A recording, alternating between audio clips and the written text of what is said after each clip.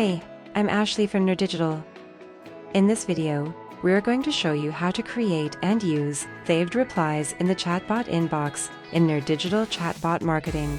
In the inbox, find the saved reply and click it. Then, click Add New. Write what you want to write for shortcut and messages. Once done, click Save.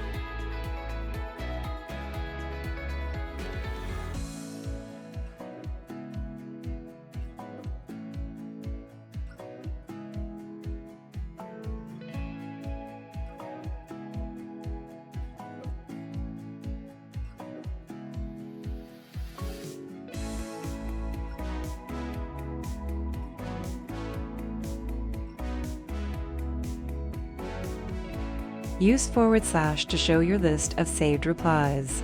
There you have it. You just learned how to create and use saved replies in the inbox. See you in the next video. Thank you for watching this video. Don't forget to subscribe and make sure to press the bell icon to get notifications when we upload a new video.